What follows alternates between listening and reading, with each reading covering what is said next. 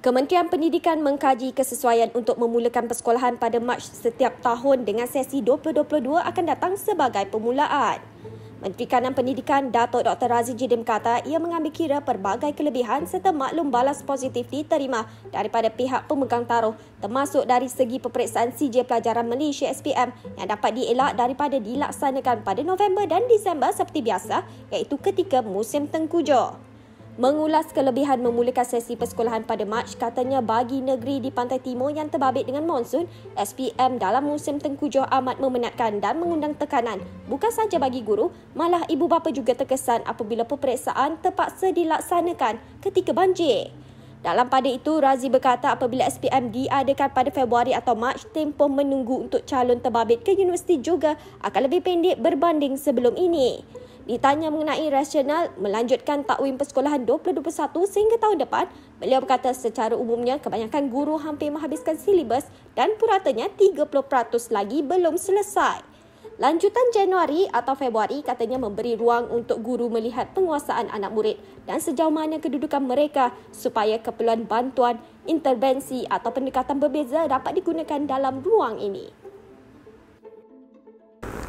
Tentang pelanjutan persekolahan, saya umumkan tempoh hari bahawa kementerian membuat ketetapan untuk melanjutkan sesi persekolahan 2021 sehingga ke bulan Januari dan Februari 2022.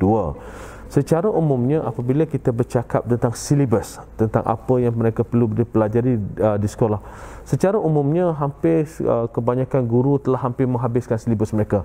Ada sekitar puratanya sekitar 30% lagi untuk tempoh bermula beberapa minggu lepas hingga ke hujung penggal ini. Dan apa yang penting, bila kita meneliti keadaan, kita dapati bahawa apabila anak-anak ini lama berada di rumah, walaupun kita boleh lihat pendekatan yang digunakan oleh mereka, sama ada mereka dapat menguasai tahap penguasaan minimum, tapi kita memerlukan satu masa yang solid. Ya. Kita doakan semoga selepas ini insya-Allah dengan vaksinasi yang semakin tinggi termasuklah melibatkan remaja, kita akan dapat laksanakan sesi persekolahan dengan lebih lancar. Ya. Kita bila buka ni, kita kalau boleh tak nak tutup dah, kita nak teruskan. Ya. Sebab itu kita susun bulan 1 dan bulan 2 ini sebagai ruang untuk guru melihat penguasaan anak-anak murid mereka. Jadi cikgu ni lebih kenal murid-murid mereka. Dia boleh lihat tahap penguasaannya. Jadi dalam tempoh ini sekiranya guru melihat ada murid-murid yang memerlukan bantuan, yang memerlukan intervensi, yang memerlukan pendekatan berbeza, maka guru boleh gunakan ruang ini. Sebab apa? Kita ingin pastikan apabila mereka naik ke kelas berikutnya, mereka telah betul-betul bersedia. Dan kita perlu ingat mereka telah terkesan bukan setahun, 2 tahun. Jadi tempoh 2 bulan ini sebenarnya akan digunakan oleh guru-guru untuk melihat sebenar-benarnya tahap penguasaan murid ini dan menetapkan apakah intervensi yang terbaik supaya apabila tiba masa bulan Mac nak naik ke kelas yang baru, mereka telah bersedia. Sebab itu apa yang kita pentingkan, saya dah sebut bahawa rancangan mengajar guru sebagai contoh, dia pakai yang sama je.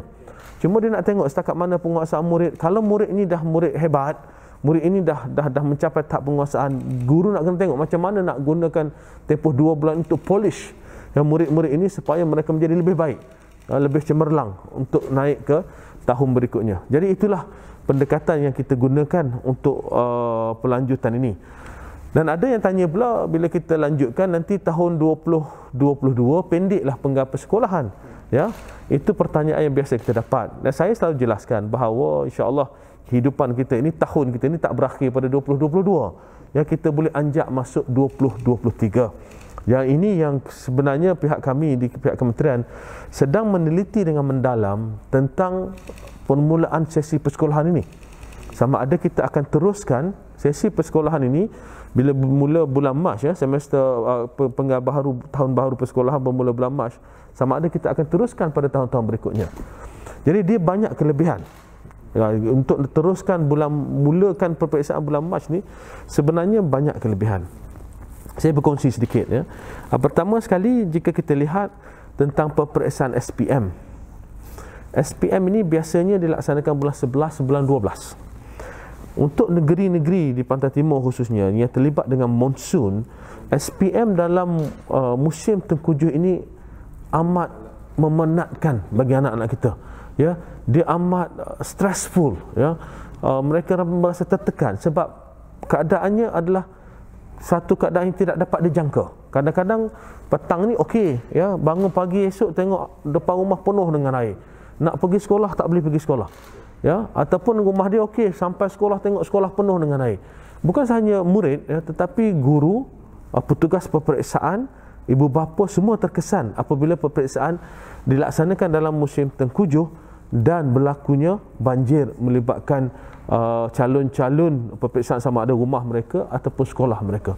Dalam keadaan ini, apabila kita laksanakan SPM 2020 pada bulan Februari tahun lepas, feedback ataupun pandangan yang kita dapat bahawa ianya jauh lebih baik.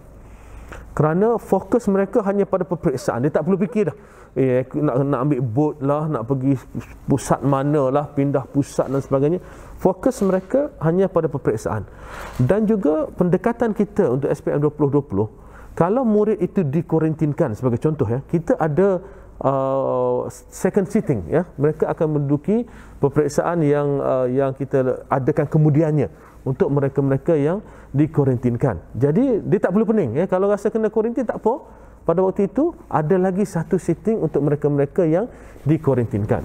Jadi itu merupakan satu keadaan di mana kita lihat something yang berbeza dari sebelumnya, tapi kesannya positif dalam konteks pengurusan peperiksaan.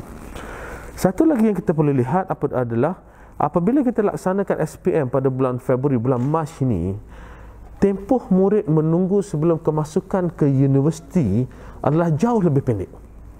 Nah, dia dah bulan masuk peperiksaan bulan Mac, ya, keluar keputusan bulan Mei, bulan Jun sebagai contoh. Kemudian mereka terus masuk ke universiti. Jadi tempoh dia tu tak adalah lama sangat. Kalau dulu bulan 11, bulan 12 nak tunggu masuk universiti bulan 7, ya, jauh ni, dan murid-murid ni bersalah nak ke situ tak ke sini pun tidak. Jadi itu antara pandangan yang kita terima daripada ibu bapa bahawa tindakan untuk menganjakkan peperiksaan pada bulan Februari dan serta bulan Mac ini adalah satu tindakan yang baik. Sebab itu kembali pada soalan tadi tentang pelanjutan itu, maka kita sedang teliti apakah kita akan teruskan permulaan sesi persekolahan baru pada bulan 3 pada bulan Mac, ataupun kita akan jajarkan balik dengan yang asal pada bulan Januari. Itu sedang dalam penelitian pihak KPM.